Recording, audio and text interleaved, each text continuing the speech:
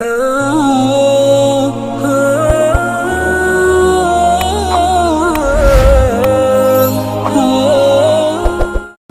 है क्या? मिसाल के तौर पे आपको जब तक रिवॉर्ड ही नहीं पता कि आप ये हासिल कर लेंगे, अगर यहाँ यूनिवर्सिटी से इस ग्रेड में पास कर लेंगे, तो आप पढ़ते ही ना, आपको नजर आ रहा होता है कि यार यहाँ पहुंचूंगा तो ये मिल जाएगा। मैं मुख्तसरन हदीसों के जरिए और कुरान पाक की आयात के जरिए पहले थोड़ा सा डिफाइन करना चाहता हूं कि अल्लाह ने जो जन्नत बनाई है वो है क्या, वो कितना बड़ा रिवॉर्ड है, क्या उससे बड़ा भी रब का कोई इनाम है? सुभान अल्लाह। हजरत अबू हुरैरा रज़ी अल्लाह तआला अन्हु इस हदीस के रावी हैं और तिरमिज़ी शरीफ की हदीस है। कहते हुजूर, हमने नबी पाक से अर्ज की, या रसूल अल्लाह सल्लल्लाहु तआला अलैहि वसल्लम, हमें जन्नत और उसकी तामीर के मुताल्लिक बताइए। जन्नत है कैसी है, उसके मकान कैसे हैं, उसकी तामीर कैसी है?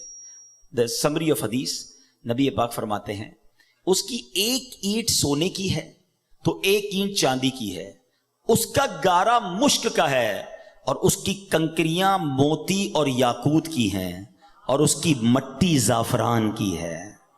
देयर इज नो, हम इमेजिनेशन भी नहीं कर सकते कि वो कैसी जन्नत है जिसका गारा भी मुश्क का है, जिसकी मट्टी जाफरान की है।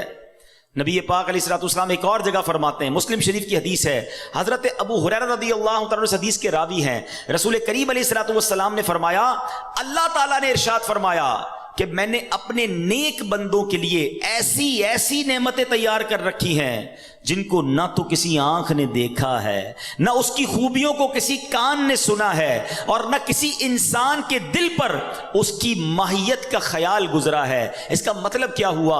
आज मैं आपको कहूं कि दुनिया का सबसे अच्छा घर कौन सा है, आप इंटरनेट पे सर्च करेंगे आपको दुनिया का सबसे महंगा घर नजर आ जाएगा। You can imagine, you can see the pictures of that beautiful house. मैं कहूंगा बताओ दुनिया की महंगी सवारी कौन सी है, आप जनाब किसी का प्राइवेट जेट निकाल के बता देंगे कि देखिए ये कितनी बड़ी सवारी, कितनी महंगी सवारी है। अच्छा, खुराक दुनिया की कौन सी सबसे अच्छी है, आप सर्च करके महंगे से महंगे खाने मेरे सामने रख देंगे कि जनाब इस 5 स्टार 7 स्टार होटल का खाना दुनिया का सबसे बेस्ट है।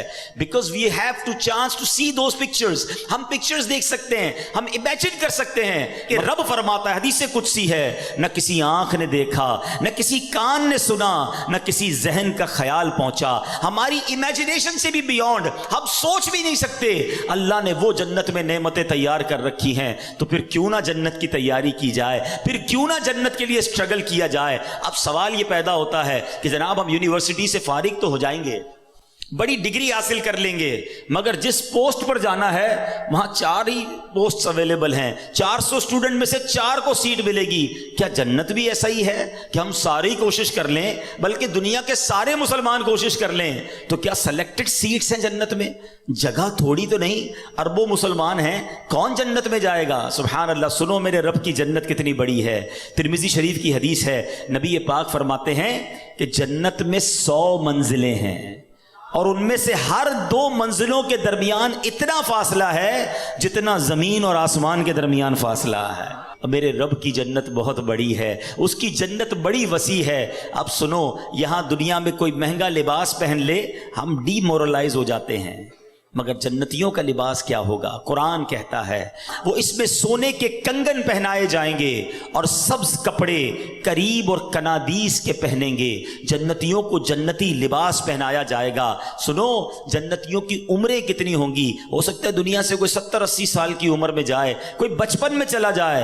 हदीस पाक का मजमून है कि अहले जन्नत से कोई छोटा या बूढ़ा मर जाएगा तो उसे जन्नत में 30 साल का बना दिया जाएगा। सारे जन्नती जो हैं वो 30 साल के होंगे। सुभान अल्लाह।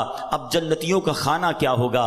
कुरान कहता है वफ़ाकिहतिम मिम्मा यतखय्यरून व लहमी तैरिम मिम्मा यश्तहून, और मेवे जो पसंद करें और परिंदों का गोश्त जो चाहें। सुभान अल्लाह। नबी पाक अलैहिस्सलाम फरमाते हैं जन्नतियों में जो सबसे निचले दर्जे का जन्नती होगा, लोएस्ट ग्रेड या कैटेगरी का जन्नती होगा, उसके साथ 10,000 खादिम खड़े होंगे। سب کے ہاتھ میں 2 پیالے ہوں گے، دونوں پیالوں میں ایک سونے کا ہوگا، ایک چاندی کا ہوگا، ہر پیالے میں کھانے کی ایسی قسم ہوگی جو دوسرے میں نہ ہوگی، وہ آخر سے بھی ایسے ہی کھائے گا جیسے شروع میں کھائے گا۔